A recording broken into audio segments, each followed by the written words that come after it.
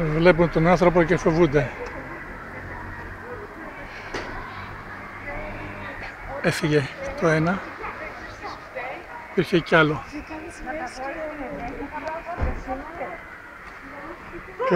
Ποιος θα τρέφει τα ζωάκια? Εσείς? Συγχαρητήρια κυρία μου. Να είστε καλά, ναι. Θα λυπάμαι, τι να τι κάνω. Τι σας παρακαλώ. Ο ανθρωπισμός είναι αυτός. Βλέπετε αυτό που λέμε, ένας φίλος στη Θήβα, Ναι. Ανδρέας το όνομά του, Ναι. είναι τόσο άνθρωπος που τη δουλειά αυτή κάνει. Μπράβο. Μαζεύει τα ζωάκια από τους δρόμους, αδέσποτα, άλλο είναι τραυματισμένο, το πήρε, άλλο ήταν εξασθενημένο από την πείνα και τα έφερε και τα πήρε μέσα σπίτι του και τα τρέφει και τα περιποιείται και τα δείχνει στο ίντερνετ. Παρακολουθούμε ένα ωραίο πρόγραμμα που έχει και δείχνει ανθρωπισμός. Κάποτε θυμόμουν, ξέρω, πριν χρόνια εδώ κρεμούσαν τα ζώα, κυνηγούσαν αλεπούδες, είχαν πιάσει πριν χρόνια και τα κρεμάγανε. Τι άνθρωποι. Πες μου, σε παρακαλώ, τι ζητάει το πραγματάκι? Και αυτή τα έδωσε το Θεό. Και τα ζωάκια και είναι από το Θεό.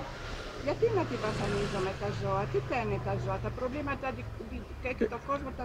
Ναι, η κακία του ανθρώπου, Η κακία του άνθρωπου τα δίνει πάνω μπράβο, στα έτσι τα μεταδίδουμε στα ζωάκια. ζώα. Τι κρίμα είναι, κρίμα. Και εγώ μεγάλωσα και με γάτες και με σκύλο και με άλογο. Ξέρω πόσο τα αγαπάω και όλα, όχι μόνο αυτά, και τα άγρια ζώα. Έχετε ακούσει, έχετε δει στην τηλεόραση, ο γαμπρός μου, ο Γεώργιος μου το είπε. Ένας μεγάλος, ένα λιοντάρι, μικρό, πολύ μικρούλικο.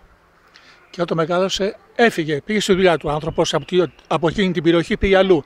Όταν έπεσε μετά από χρόνια, 2, 3, 5 χρόνια, ζήτησε να μάθει πού είναι. Λέει, το αφήσαμε στη φύση. Λογικό αυτό είναι, στο βασίλειόν του. Ναι. Λέω, θα πάω να το δω, είπε. Πήγε με φίλους του πάνω στο τζιπ και πήγε μέσα στη ζούγκλα. Είναι τρομακτικό. Εκεί που οδηγούσαν, σταμάτησε. Είδε μια ομάδα 5-6 λιοντάρια. Λέει, περιμένετε εδώ. Ένα από τα λιοντάρια έκατσε κάτω στο χώμα. Τα άλλα κοιτούσαν γύρω-γύρω. Κατέβηκε κάτω από το αυτοκίνητο. Λέει, πού πας εσύ, λέει μέσα. Λέει, σε παρακαλώ, λέει. Κατέβηκε κάτω και το λιοντάρι αυτό το οποίο ήταν.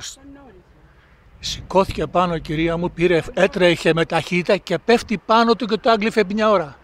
Σε παρακαλώ. Έτσι. Καλύτερα από άνθρωποι. Και από άνθρωπο. Δεν υπάρχει άνθρωποι έτσι. Ναι. Τα ζωάκια δεν υπάρχουν. Χάρηκα, κυρία μου. Και εγώ χάρηκα. Είμαστε στη Λαμία. Εγώ μένω Λαμία, είμαι φίλη με το... Αυτή και προσέχονται τα ζώα. Ναι. Είμαι φίλη με αυτή, με κυρία Γκέλια. Το όνομά σας, κυρία? Ξέρεις κάτι, Το όνομά σας, κυρία? Λέλα. Κυρία Λέλα. Ξέρεις κάτι, βλέπω το κόσμο τα πετάει. Προτιμάει να τα πετάει όλα και όχι να... Ναι. Κατάκια. Τα πετάνε. Το ξέρω. Αυτό είναι κακία για τον άνθρωπο και κακία θα βρει τον δρόμο. Κακό άνθρωπο θα βρει από την προφορά σας, από πού είστε την προφορά σας? Ιταλία. Ιταλία είμαι. Τι λέτε, κυρία? Νησί το Σαρδενία απέναντι Ρώμη. Είμαι από Σαρδενία. Ξέρετε ότι είναι ελληνικό το μέρος, έχουν κατοικηθεί από Έλληνες και εσείς είστε Ελληνείς. Ναι. Αν σπουδάσετε ιστορία, αν έτυχε, θα δείτε και ο Ναπολέον από εκεί δεν είναι το? Ναι. Τι λέτε για τον Ναπολέοντα? Μιλάνε ακόμα. Ναι. Υπάρχει ένα μέρος που μιλάνε και ελληνική γλώσσα ακόμα. Ναι, αφού είναι άπικοι από τη Σαρδενία, δεν ξέρω ποιο μέρος της Ελλάδος είναι. Είμαστε κοντά Κορσική. Κορσική, μπράβο, ναι, εκεί. Ναι. Νησί απέναντι Ρώμη είμαστε. Και η Ρώμη ελληνική είναι, το ξέρετε? Και η Ρώμη ήταν ελληνική, ναι. Τη χτίσαν Έλληνες, ναι. Μιλούσαν ελληνικά, ναι. Η νομοθεσία τους ήταν ελληνική.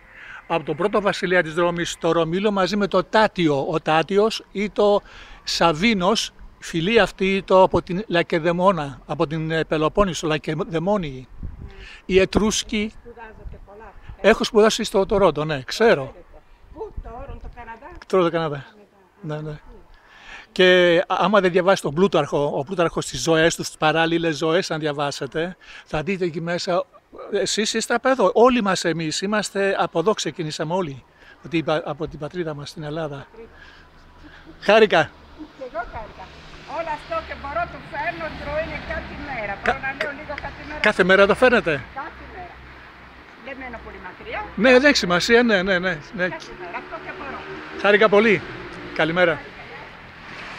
Φίλοι, αυτό το έκανα για να το ανεβάσω στο βίντεο και παρεκκινήθηκα, ξέρετε, από τον Ανδρέα Τυρναβίτη, με ύψιλον Ανδρέα, έτσι, εκ Τυρνάβου. Αυτόν τον δρόμο τον διάβαινα, βλέπετε, από το 1950. 1958 και ένθεν, ναι. Αυτός ο δρόμος εδώ.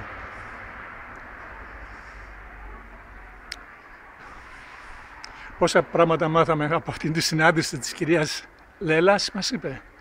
Σαρδινία. Λοιπόν, είναι η Λαμία, η οποία είναι κτισμένη υπεράνω της αρχαίας Λαμίας, παντού. Την έχουν καταπατήσει, την έχουν ισοπεδώσει.